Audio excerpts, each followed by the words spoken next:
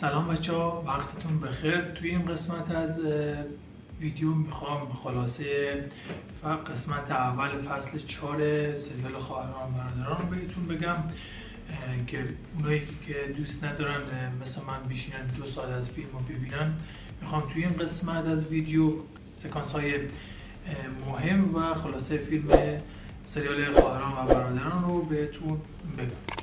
توی قسمت اول از فصل 4 سریال خواهران برادران یا قسمت 95 سریال، اگه اشتباه نکنم 96 سریال میشه، توی این قسمت که اوایل سریال پخش میشه، توی این قسمت میان یک فراگمان میزن توی فصل قبل و اون مینیبوسی بود که چپ کرده رو به نمایش میذارن. توی این فصل احمد توی قسمت اول مرده. توی این قسمت اوایل قسمت که پخش میشه، خانواده ارن یا همون عموی عمر و آسیه و پدر اولجانی دور همی دارن و اونجا یک صبحانه ای رو مهیا کردن که میخوان میل کنن. بعد از اون بر بچه های احمد، منظورم سارپ و یاسمین، دلتنگ پدرشونه. بعد زنگ میزنن به عمر که عمر بره پیششون و اونجا با هم یک دور همی داشته باشن و لوازم پدرشون رو ببینن. از این برم که سوزان مادر عمر میاد پیش خانواده ارن، اونجا میخوان صبحانه بخورن. شنگول سوزان رو مسخره میکنه که تو هر چی شوهر داری کشته میشه یا تو رو ترک میکنه. به این صورت هستش که اورهان و اولجان میگه بس کن و از این دست از این کارات بردار. سکانس بچه‌ها میرن توی مدرسه که اتفاقات جالبی که میخواین توی این ویدیو ببینید.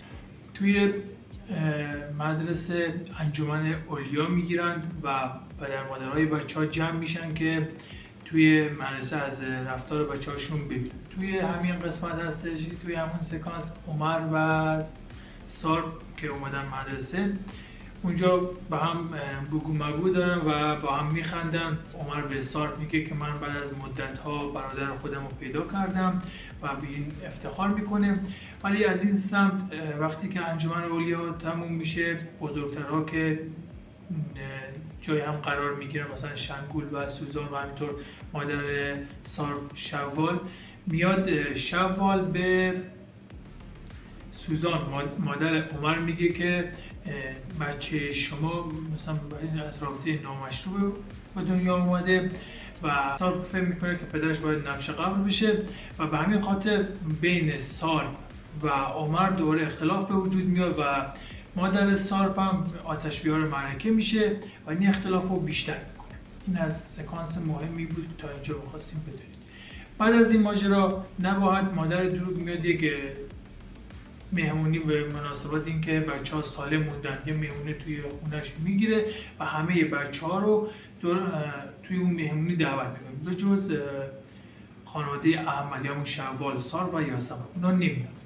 توی این دعوتی میان یک عکس دست جمعی یا همون به قول همون عکس مرگ که قبلا اولجان میگرفت توی این سکانس سوسن میگیره و این باعث میشه که ادامه این ویدیو یکی حذف بشه که اونم خودتون میدونید دروغه.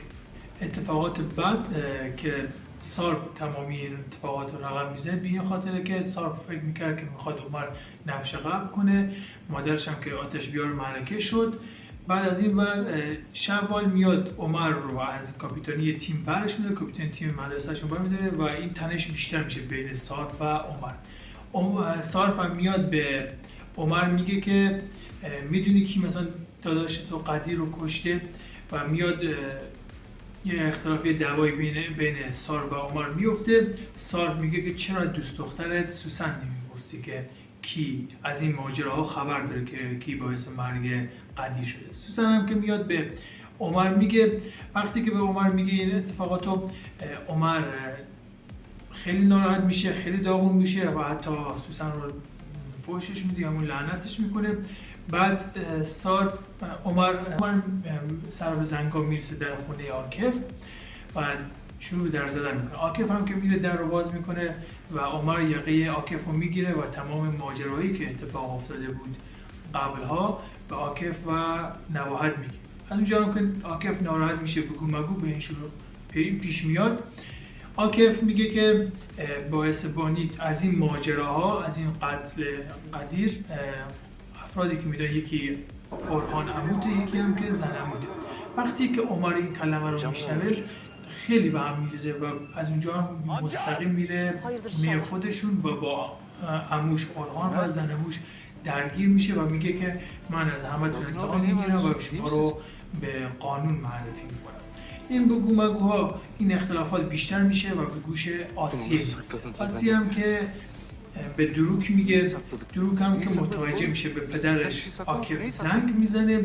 وقتی که به آکف زنگ میزنه میگه که پشت تلفن میگه که تو باعث شدی که دوستام ازم فاصله بگیرم، من به چه روی به صورت دوستام نگاه کنم و که توضیحاتی هستش که باید مثلا توی ویدیو هستش. این ناراحتی دروک باعث میشه که توی رانندگی که هستش، همون موقع که داره زنگ زده توی رانندگی هستش، یک مادر بچه میان جلوی دروگ، ماشین دروگ قرار میگیرن. چون که دروگ میخواد به اون مادر بچه نظره، منحرف میشه و چم میشه، همون تصادف میکنه که این تصادف باعث مرگ دروگ میشه. ولی نکته رو اینجا داشته باشید دوستان، قبل از اینکه دروگ تصادف کنه یه بسته ای رو واسه آسیه پست میکنه. بسته پستی دیر میرسه به دست آسیه. بعد از مرگ دروگ این اتفاق میفته. اینو داشته باشید. وقتی که دروگ میمیره، آسیه یک افسردگی بسیار شدیدی میگیره و تقریبا مثل دیوونه ها میشه. از این برم که آکف خودش مقصر تمام این کارا میدونست، همینطور نباید اون مقصر میدونست، میخواد خودکشی کنه که سر قبر دروگ هستش، میخواد خودکشی کنه چون که دروگ توی ماه تولد، توی روز تولدش میمیره. میخواد خودکشی کنه که آسیه به سر میرسه و نمیذاره اتفاق بیفته. اتفاقاتی که بعد از این قسمت یا این سکانس میفته اینه که آسیه اتفاق دروگ میاد دستمزد این قسمتشو میده به کمک فیلم بردارها. و یه اتفاق دیگه است که توی قسمت‌های بعد میخواد بیفته اینه که ملیسا میگم به چند قسمت به عنوان بازی مهمان برمیگرده و چون که میخواد اون روند قانونی انجام بشه به صورت بازیگر مهمان توی ویدیو توی فصل جدید شاید پیدا بشه. دوستان امیدوارم که خوشتون اومده باشه. خوشحال میشم که کانال من رو لایک و سابسکرایب کنید و ادامه ویدیوها یا فیلم‌ها یا فیلمایی که میذارم رو ببینید. خیلی ممنون ازتون.